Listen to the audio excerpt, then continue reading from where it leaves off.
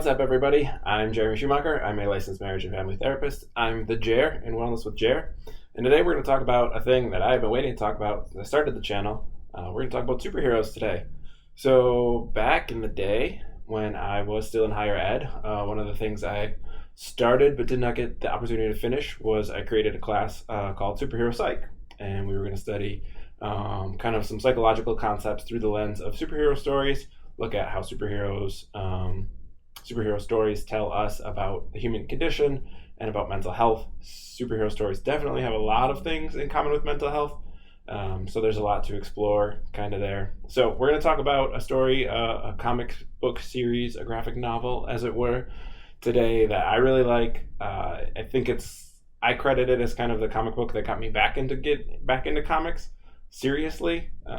There's the stereotype of comic book guy from The Simpsons who knows every comic issue ever for every character. And then there's that's one extreme. And there's people who know nothing about superheroes. And then right next to people who know nothing about superheroes are fans of the MCU who have never read an actual comic book. Shots fired. And I'm somewhere in between. I grew up on superhero stories, but not necessarily comics. I grew up on Batman animated series, X-Men, the animated series from the early 90s. I'm a millennial, obviously. So grew up on X-Men and Batman were my big two. I watched a lot of Spider-Man. There was a Spider-Man series that's on Disney Plus now. That was on in the 90s, as well as The Adventures of Superman. Batman and Superman hold up. We'll talk more about that, hopefully, someday. But anyway, so I kind of grew up with that stuff. I got a bunch of comics from one of my neighbors, which was great, and I really loved them. I loved the medium of the art. I loved the medium of how the comic book and how the comic feature, the medium of comic books kind of become a storytelling facet in telling those stories. So the art and the illustration and the coloring and the wording and the font and all of that meshing with the story that's being told, and it's really fun way to kind of mess with storytelling. I think a lot of comics that I really like have an awareness of the trope, and they play around with it, so it kind of subverts your expectations. So that's really great. So I had a couple boxes of comics from this neighbor. Some of them were super well known. I had a bunch of Justice League. One of my favorite stories is the Emperor Joker storyline. Sorry, I'm nerding out for you non-comics fans. In which Joker basically gets power to unlimited power. He becomes the ruler of the universe, and it's a great story, and I loved it, and I read it over and over and over and over again once I got it. So it's I kind of had that growing up, where it's I knew a lot about comics. I loved superhero stories. I was super nerdy about X-Men going into outer space and fighting aliens, and kind of the weirder, darker parts of, not darker, more sci-fi parts of Dark Phoenix storyline and stuff like that. So I grew up with all of that. I got into comics, but I was never quite that comic book store person. I was never quite that person who knew about certain issues. I wasn't a collector by any stretch of the imagination. So I think I was nerdier than most, but not as nerdy as possible. And then I kind of stopped. I don't know. I went and saw Iron Man in theater when it came out. But I'll take some shots at was that 2008? I was in college. So that was 2008. I should have researched this. I didn't know I was going to do this preamble. Also in college, the first comic book that got me back into comics was Watchmen. So Watchmen came out when I was in college. I think Watchmen came out shortly after Iron Man. I might have those confused. I think they both came out when I was in college. I remember going to see Watchmen in theater. I read the graphic novel Watchmen. It's fantastic. It's on everybody's best of list for a reason. It's so good. And it's quintessential graphic novel. It's on Time's top novels of all time. I think it's the only graphic novel on there because of how good it is. So that was I had grown up with comics, and I kind of remembered them with some nostalgia. I'm oh, that's fond childhood thing. And then I read Watchmen and was oh wow, this is incredible. This is what the medium can do for me at this age. And then I got back into it while I was in college, but again, not comic book collector.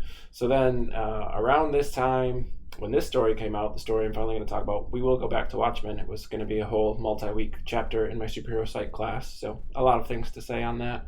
But this is the story that really got me into it recently, and like actually got me kind of I don't want to say over the hump. I don't know if it's a goal in life or not to be a comic shop person, but like to go to an actual comic book store and to like buy comics and get into reading some things that are kind of off the beaten path. I mean, this won the Eisner Award, which is like the big award for comics every year, so it's not like it's unpopular title. It was popular for the year, but it kind of got me into some stories that weren't, I don't know, mainstream. I think that was one of the things that always kept me away from comics, was like worrying about continuity and like which storyline which author was in charge of, and like who died and when did they come back and how did they come back and what's different and blah blah blah blah blah. And that can be problematic with comics. So I think this story was like in its own little world and kind of like aware of comics as a whole, but really did a great job, I think, of just telling a story. And that's what I kind of became interested in comics, is how a story can get told, whether it fits in continuity or not, whether it fits with 70 years of Batman tradition or not. It's just, is it a good story? And this is a fantastic story and has a lot to do with mental health. So without further ado, Mr. Miracle by Tom King and Mitch Gerads. Shoot, I watched another video just to remember how to say it properly, and I am terrible with names. I think it's Gerads. Mr. Miracle. Mr. Miracle is a character that was created, I'm going to do a little bit of summary, by Jack Kirby, who created most... This is where I have to watch myself, because I am speaking to a general audience, not a comic-specific audience, but I don't want the comic people to be like, you're wrong. I'll probably oversimplify things. Jack Kirby created a lot of... he created what's known as the Fourth World, so he created kind of his own superhero world, but he created a lot of comics that are still owned by the DC universe. So he was kind of... he and Stan Lee were kind of big people in their subsequent Marvel versus DC. I don't know even if that's true. Anyway, Jack Kirby created a lot of comics. He created a lot of comic book characters that are still popular today. So he had this whole Fourth World, and the Fourth World is where Darkseid comes from. Darkseid is probably the most popular character that's come out of that, because he's a really big deal in superhero or Superman storylines. So you have New Genesis, which is like a good world and it's happy and wonderful and blah blah blah, and then you have like Apocalypse, which is where Darkseid rules and is terrible and awful. And so Jack Kirby created all this stuff, and all these fantastical adventures happen. And one of the characters that comes out of that is Mr. Miracle. Mr. Miracle is a new god, which means he is kind of like a Superman type. He's humanoid, but like he's an alien, so like he's basically immortal. He has super speed and super strength and all this special abilities, but like he's not super, like he doesn't fly. He needs equipment to do some of that stuff. So he's not at that Superman level, but he's definitely like not just a plain old human being. And then Apocalypse. On Apocalypse, there's Darkseid, who's always in search of the anti-life equation, and he fights Superman and like the entire Justice League. He's like one of the big bads in the DC universe. He's what Thanos is based on, for all you MCU fans who think Thanos is a big bad. Like, nah, Thanos is just a knockoff of Darkseid, and a cheap one at that. More shots taken. People can take umbrage in the comments if they would like. So Mr. Miracle's set in this world, and I've read different things about Tom King's run on Mr. Miracle as it's kind of an homage to Jack Kirby, and that's fine. I didn't read the Jack Kirby stuff. I have a hard time getting into the golden age or the silver age of comics, which are like the 50s through 80s. I don't know, I'm a millennial. I came in with some deconstructions already existing. It's like if you like gangster movies and you go back and watch Scarface and you're like, well, that wasn't very interesting because it's kind of like just been done. Like, when that story came out, it was so influential that everything after it was different. Like, that's kind of how I feel about Watchmen. So that's what I grew up with, where like deconstruction had already happened. And so, I don't know, I have a hard time going back into some of the historical, older aged comics. So I'm aware that Jack Kirby is a huge figure in the comic book world. I've not read a ton of his work because I have a hard time getting into some of those older comics. But there are some tropes that come out in Mr. Miracle, Tom King's run on it, that are good, and I think a lot of fun. Funky Fresh is one of my favorite characters in this book. But so what does that have to do with mental health? Well, a lot of Tom King's writings have to do with trauma. Tom King, I think, has some detractors now. He was quite popular, has been quite popular. People really hated it. Some people really hated his run on Batman because it did some things where Batman was very humanized and not like just this like untouchable world's greatest detective, like, you know, the whole will she won't she thing with Batman. But anyway, Tom King had some really good like runs with off the beaten path type characters like Mr. Miracle. Again, won an Eisner Award, which is a really big deal. And a lot of his books have to do with trauma. So we'll probably do another video on Heroes in Crisis. I'll do another video probably on Vision, maybe on Strange Adventures. I can do so many things that Tom King wrote because he writes about PTSD and trauma a lot, and like using the comic book story in a realistic way. So every superhero has trauma, right? Spider-Man loses Uncle Ben. Spider-Man's an orphan to begin with. We don't really know how. I'm sure there's some storyline that explored it that I haven't read because, again, I'm not the biggest of comic book nerds, and I don't like spiders, so Spider-Man's low on my list. So Spider-Man becomes Spider-Man after he loses Uncle Ben, right? Like this traumatic loss in his life. Superman is an alien, and there's a bunch of trauma probably with his planet blowing up, we assume.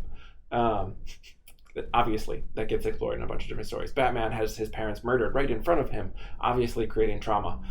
Every superhero story pretty much starts with trauma. I think maybe like someone like... Nope, I can't even think of an exception off the top of my head. There are some people who are like better off, like Batman's still a billionaire, so that helps. Tony Stark is a billionaire. But there's usually like a traumatic event that kicks off being a superhero because for human beings, that is relatable. We all have trauma. I did another video on trauma, big T trauma, little t trauma. We think of PTSD as big T trauma. That's definitely the superhero thing. Batman, Bruce Wayne, his parents get murdered right in front of him. That's big T trauma. Mr. Miracle, we'll get into, has a bunch of big T traumas, right?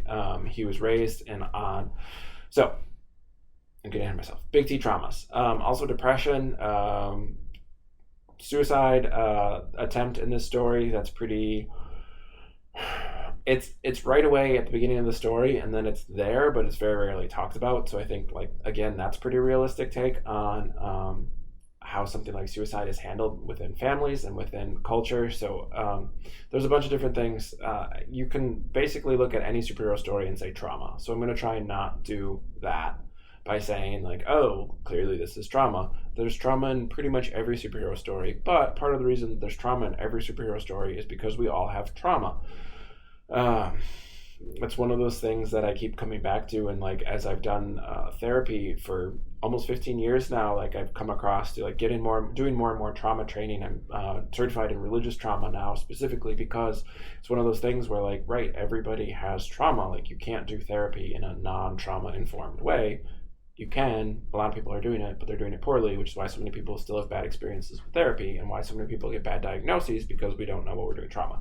But when we're looking at fictional characters like comic book characters and superheroes, it's easy to just go, trauma, that explains everything. And I don't think that's the most interesting conversation that we can have.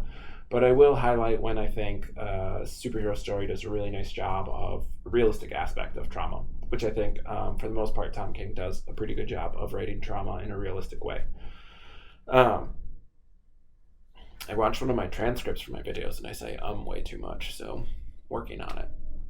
I'm not, really. I'm just aware in my head of it.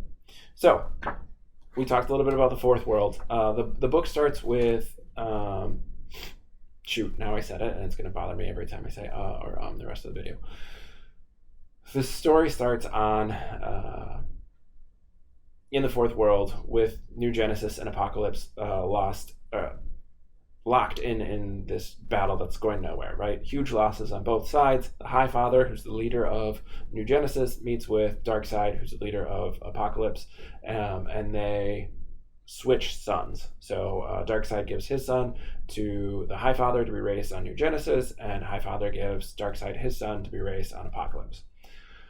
Darkseid's son is named Orion. He's raised on New Genesis. He becomes like a prince, I guess. He becomes High Father later in the story. So like there's some lineage there, I guess.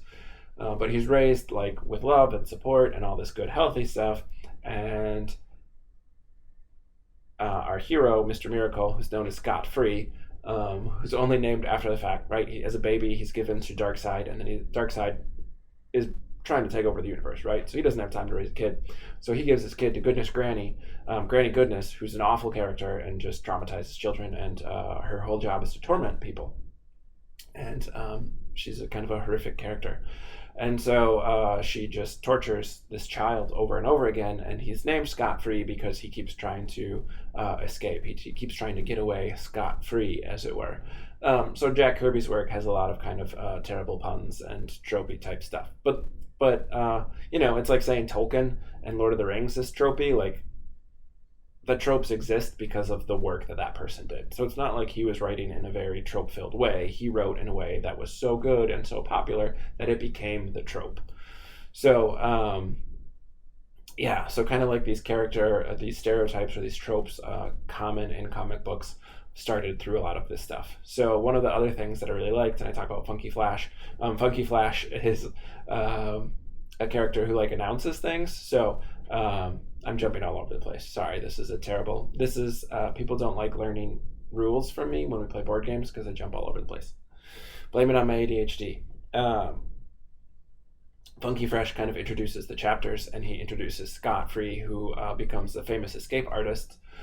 Later in life, he does like his PR stuff. So he's kind of this hilarious character in the story, and that type of like, next week on Mr. Miracle, we'll find out, can Scot-Free escape? He does these voiceovers, and obviously it's written out, so you can do it with your own fun voiceover voice. But this voiceover type character, kind of that trope from the golden age of comics of like, will our hero survive till find out next week? So the original like to be continued in comic book form. So there's a whole character for it. His name's Funky Fresh. He's great. He yells things like Excelsior in an excited fashion, and he's just wonderful. So the story begins with the baby swap, one baby taken from horrific conditions and raised in a healthy, loving environment, one baby taken from healthy, loving environment and raised in trauma-inducing torture. So Mr. Miracle does eventually escape. He becomes a famous escape artist. He escapes from Apocalypse. I just dropped my book. He escapes from Apocalypse and has a life on Earth as kind of a superhero / celebrity. He's a famous escape artist. So Scot-Free escapes Apocalypse. He comes to Earth. There's already a Mr. Miracle. He finds this guy who's a famous escape artist who's like old and retiring, so he takes over his shtick. He's got a whole bright colored costume, very extravagant and everything, and he works with he does the escape bit. So it's really great. It fits really well. We start with the baby swap, and then we jump into Mr. Miracle. Can he escape? His most daring escape ever is death, and we see him with slit wrists, and he's bleeding out on the bathroom floor. Cut to the hospital. His wife, Big Barda, who's also awesome, is at the hospital with him, and he's trying to explain that he wasn't trying to kill himself. He was trying to see if he could escape death. There's something wrong, and that's kind of, we're off to the races, right? That's the story. So it's this dark story about mental health and Mr. Miracle and his trauma, but then we're given the hook of like, there's something wrong. What is it? And the way that the story unfolds between Tom King's writing and Mitch Garrett's art is really fantastic. The book is beautiful. The artwork is beautiful. So I don't know. I might have my media person spend some time on putting in pictures for y'all. We'll see. I don't pay them enough already, and they do a great job. So that's on me. But yeah, so it's kind of like this distorted type imagery. But then every page is a 9-panel story, which is a little unusual. Usually there's a mix. So 9 panels, 9 panels, 9 panels, 9 panels every page.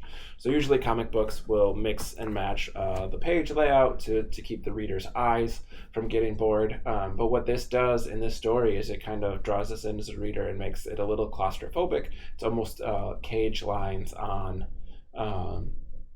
the story, and even the color of the border of the story changes depending on if we're on Apocalypse or we're on Earth. So Earth has white Border pages and Apocalypse, when they're fighting a war, is Black Border. So it's kind of a claustrophobic way to draw the story. And there's a general sense of unease as we're reading the story. Certain panels will be distorted. There'll be glitches here and there in the artwork, and it's like I have no idea how no one has adapted this for TV yet. It seems made for television.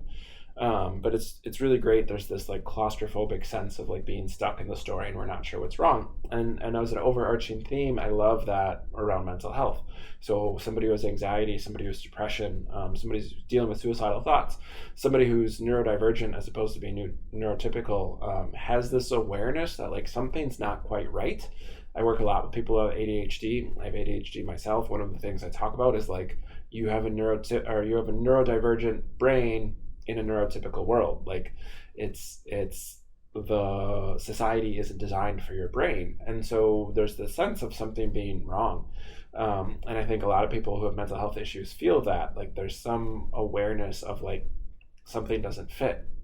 Now, some people internalize that and it becomes problematic in the case of like depression, where like I don't fit in and therefore I am bad.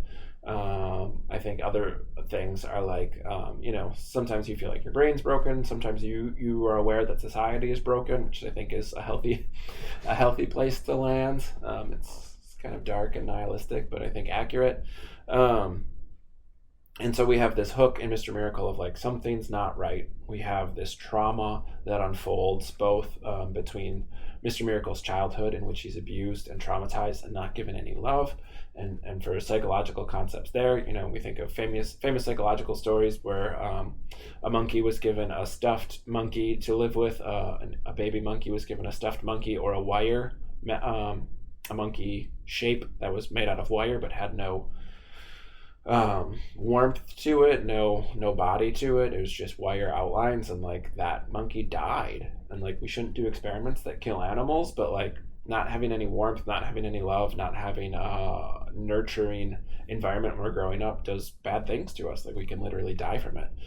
Childhood trauma changes the way that our brain works. So for survivors of trauma, big T trauma, with complex PTSD, like their brain is physically rewired. Like it's not just rewired, but like biologically the brain reshapes itself. So it's this fascinating kind of take on trauma. We know that Mr. Miracle has trauma. He has childhood trauma, and he's also dealing with current traumas. He has a loss of a friend very early on in the story, and like potentially that kicks off this like question of whether or not he's mentally stable. And then as the story continues, he's called back to New Genesis because the peace treaty between Apocalypse and New Genesis ended. So they transferred babies. There was a time of peace. Whoops, that peace is over. So now he's got to go back and fight because he's kind of like a prince, because he's technically the High Father's son, biologically speaking. So like there's an interesting piece around adoption too, which isn't a huge part of the story, but I do think it plays out a little bit on who's technically the son of Darkseid, because Darkseid is prophesied to be killed by his son, and so that plays out later in the story with which son is actually his, I think, which is fascinating. The story does a really good job of like Scott's unease. So Scott Free being Mr. Miracle, Scott is married to Big Barda. Big Barda was also on Apocalypse. She was one of the Granny Goodness's Furies.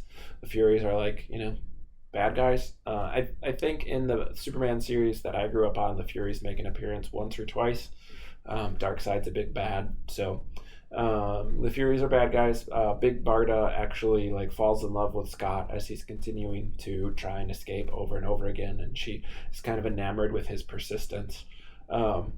Not given a bunch of backstory, assumably like she wasn't torturing him then, right? Like, but by the time that we meet Big Barda, she's awesome. 2 thumbs up. She's very cool, and she has a lot of the same traumas that Scott has, right? So she was raised to be a Fury by being abused and traumatized over and over again, not given any love, and so these two kind of escape their trauma together and build a new life on Earth, and it's beautiful and wonderful, and Big Barda is mostly a hero in the story, but we're given tidbits of Big Barda struggling too. So anyway, they're called back together to New Genesis. There's a great transport thing called boom tubes, and they can transport back and forth. So they have to go back and fight the war, and we see this trauma unfolding over and over and over again in different ways. We see kind of like the tiring nature of war and killing and what it's doing to Mr. Miracle. We see Big Barda dealing with like facing some of the trauma of being back on Apocalypse. Big Barda and Mr. Miracle have like some funny asides of like, haha, remember this dramatic thing we did? Let's go jump in the lake of eternal fire and see what it feels like. And like, it doesn't burn that bad. So it's kind of like this way where they've processed their trauma, but it's still like there. It doesn't go away. Even though they've learned how to like manage it and they've healed from it, it just doesn't mean like it's forgotten. There's and then the story moves kind of into they're losing. The war's going on, and Highfather is killed. Orion becomes Highfather. Orion is that other baby that was swapped. Orion's kind of the worst in this story. He's narcissistic and in a character tropey way, not in a diagnosable way. Narcissists, true diagnosable narcissists, are actually very rare, even though it's very trendy in pop culture to label someone a narcissist and to throw around something like a personality disorder. It's incredibly rare. We should really stop diagnosing personality disorders. That's going to come up in every video I talk about with trauma. They're not a good diagnosis. Trauma almost always explains it. Orion's going to have the same trauma, right? Not in his childhood, ideally, but in war. We see a lot of trauma around war, and again, like trauma related to how the brain processes a traumatic event. So some people will have trauma related to, seeing something get blown up, or being in a Humvee when it gets blown up, or being in a tank when it gets blown up. Some people have trauma from blowing someone else up. So trauma isn't like we had this traumatic event and then everyone's traumatized from it. Trauma is what happens after the event. So whether your brain like can make sense of it and work through it or not, or whether your brain rewires itself and then gets stuck in that fight or flight. So people can go through similar events, and not everybody has trauma. So not everybody who goes to war has PTSD, but it's a higher number than in the general population that we see people who are coming back from war, because it can be so traumatic. So assuming Orion's been fighting in the same war in the same way that Mr. Miracle has, he's going to have some trauma too. So I don't necessarily want to be like, oh, Orion's a bad character. Like, if we have grace for people who have trauma, we have grace for everyone who has trauma. But Orion seems to be leaning into it a little bit. Definitely lets being the new Highfather go to his head. He makes Mr. Miracle call him Highfather instead of call him Orion, even though they're brothers and they were raised somewhat that way. So Orion's kind of the worst. Orion decides that Mr. Miracle must be a traitor, and that is then he sentences him to death because Mr. Miracle can escape anything, so there's no way to lock him up. How Orion gets there is like super janky and shady, but we know that Mr. Miracle, we know Scott Free's mental status is super shaky because of the trial that Orion puts him on, which is Orion's the judge, jury, and executioner there. So Scott gets sentenced to death, and he's not happy about it, but like he's kind of depressed and he's dealing with some trauma, so he's not super like fighting it. It's almost like he seems kind of railroaded into it, but like whatever. So they're on, he's gonna be sentenced to death. He and Big Barda go through this great sequence where like they go out in LA and they like experience it. He's only got 3 days left to live, and it's like this kind of beautiful picture of what I think like healthy relationships can be in spite of shitty circumstances. I love the relationship that's drawn between the two of them. I think it's like very realistic. And I love Barda because I have a tall wife. I'm biased, I guess, is what I would say. So I had my wife read the story because I loved it so much, and I was like, isn't Big Barda great? And she's like, you just think she's me, so you like her. Like, yeah. Because I also love my wife, which is great. So anyway, Mr. Miracle is sentenced to death. Big Barda decides like she doesn't want him to die. So they're getting ready to like go. People come to their condo in LA to take him away, and Big Barda blows them up with her boom tube and tells them to stay. And it's this beautiful moment. And then they're fighting their way through New Genesis to go fight Orion, because Orion's going to keep trying to kill Mr. Miracle. So they're fighting, and Barda reveals that she's pregnant. And like this kind of like unblocks whatever was blocked in Scott's brain. And now like he wants to live, he knows that he wants to live, and so like he has the thing to live for. And the story, I read it when we were pregnant with my first son. So like it kind of hit different, I think, being in that fatherhood stage of my life, and that being like a new and impressive thing. Not that I'm like super cliched about being a parent, because I never liked when people were like, "Oh, you'll understand it when you have kids," because like that's not a good way to explain things to someone. But you do like understand having kids differently when you have kids of your own. I tend not to like other people's children. I love mine very much. So I don't know. I think it hit different personally for me reading that, but it definitely becomes like a pretty, it's a significant life change for Scott, and it's one of those things that I think is pretty realistic with trauma too. Like sometimes trauma can be very unfortunate, and we aren't able to work through it in a way where we're not like passing that trauma on. Generational trauma is a real thing. But sometimes a major life shift, like having a kid or like moving across the country or out of the country or whatever, some of these significant life changes in life can kind of like work to rewire our brain as well. And we have the opportunity to reprocess some things if we're aware and we're savvy. Obviously, I think being in therapy helps, but we have this opportunity. So I like that kind of like this significant life event changes Scott's outlook on the whole thing as well. And so like he wants to live too. And then Orion gets murdered by Darkseid, and now Scott's in charge, and that creates all this new pressure on Scott. He's dealing with a lot of trauma, and he's got a kid at home. You can tell Tom King has kids because of the way he writes it, and the art is done. There's a lot of humor in this story for how dark I've made it sound, with a suicide attempt and depression and PTSD, and like wars and betrayals and murders and blah, blah, blah. And like some pretty gruesome artwork and death in it all. But there's a lot of humor. There's vegetable trays that play a pretty funny part. But the thing for me that like really hit with being a parent, there's a Batman Stuffy that Funky Fresh. Funky works as the baby's nanny for a while. Funky puts Batman in the crib with the baby, and Scott's like, you can't put Batman in there. You can't have things in the crib with him. It will kill him.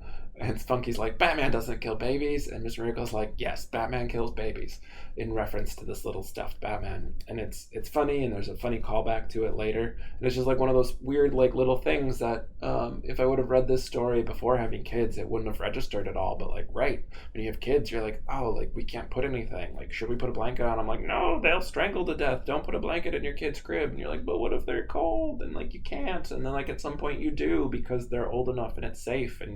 But like all these experiences with having a new kid, like everything's kind of scary. And it's new, and even though there's hundreds of thousands of books written on parenting, like you have to figure it out your way. And so I think the book captures that aspect of like parenting and relationship through new parenting. It doesn't go super deep in that. Like Scott and Barda remain pretty unfazed. They tackle it together, which again is really beautiful. Their relationship is like great for the most part.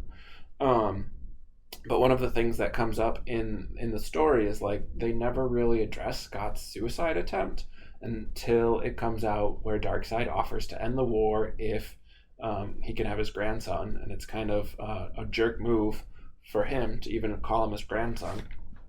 But if he can have his grandson, then he'll end the war, and he'll give up the anti-life equation, which he claims to already have. So Scott really is like struggling with this decision because he's the High Father now, and he's in charge of all the war, and they're losing the war, and it's like this really big thing. And there's a moment where he goes out to a bar with some other second-tier superheroes. Sorry to people who are fans of them. Scott King is a fan of like bringing in obscure characters and doing something with them. So Mr. Miracle's at a bar, and he's talking about like they're losing the war and they're gonna lose, and like, but like Jake is his son, Jacob Free, named after a traumatic trap that Granny Goodness set up called Jacob's Ladder for Scott. Anyway, so he's just talking about Jake, and he's like, but like he's just my little buddy, and I can't. And so like I think that for me really hit with like being a parent and being a dad. So it was interesting. But Barda is furious with Scott that he would like even consider giving away their kid, and it's that stress on their relationship that then brings up the suicide attempt. So like all this stuff that she's been super supportive of and like a great spouse and very helpful to Scott, like she finally like lets it all out of like, but I've been sitting on this thing, like you tried to abandon me, and like the suicide attempt that's unresolved. And so I think that is also accurate. Like I think a lot of times couples go through traumatic events simultaneously but separately, and couples